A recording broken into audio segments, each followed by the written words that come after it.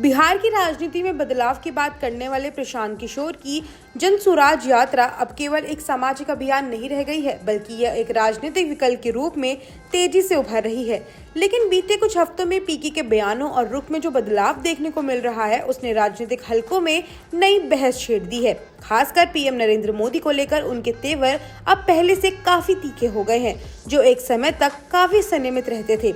ऐसे में बड़ा सवाल है, क्या प्रशांत किशोर ने अपनी रणनीति बदल ली है? बिहार की राजनीति में भाजपा विरोधी मतदाता वर्ग काफी बड़ा है, लेकिन वह कांग्रेस और राजद की सीमित विश्वसनीयता के कारण राजनीतिक तौर पर बटा हुआ है। पीके अब खुद को इस वर्ग के लिए एक विश्वसनीय विकल्प के तौर पर पेश करने की कोशिश कर रहे हैं। इसलिए उन्होंने अब राष्ट्रीय मुद्दों पर भी खुलकर बोलना शुरू कर दिया है, जैसे पलायन, उद्योगीकरण, रोजगार और शिक्षा। प्रशांत किशोर का आरोप है कि बिहार से वोट लेकर मोदी सरकार गुजरात में फैक्ट्री लगवा रहे हैं और मधुबनी, सासाराम के युवा मजदूरी करने वहां जा रहे हैं। जब वोट बिहार का है तो विकास भी यहीं का होना चाहिए।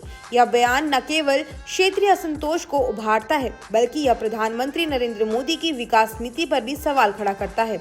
प्रशांत किशोर किसी गठबंधन या पार्टी के भरोसे सत्ता में नहीं आना चाहते। उनका लक्ष्य एक जन आंदोलन के माध्यम से जनता की भागीदारी से सत्ता तक पहुंचना है। यही वजह है कि वे लगातार यह कहते हैं, मैं वोट मांगने नहीं, व्यवस्था बदलने आया हूं। बिहार चुनाव से पहले पीके की रणनीति में यह बड़ा बदलाव साफ संकेत देता है कि अब वे केवल बैकसीट पॉलिटिक्स नहीं, बल्कि फ्रंटलाइन पॉलिटिक्स की भूमिका में आना चाहते हैं। मोदी सरकार की आलोचना से वह जताना चाह रहे हैं कि वे अब किसी को नहीं बख्शेंगे, न विपक्ष को न सत्ता पक्ष को।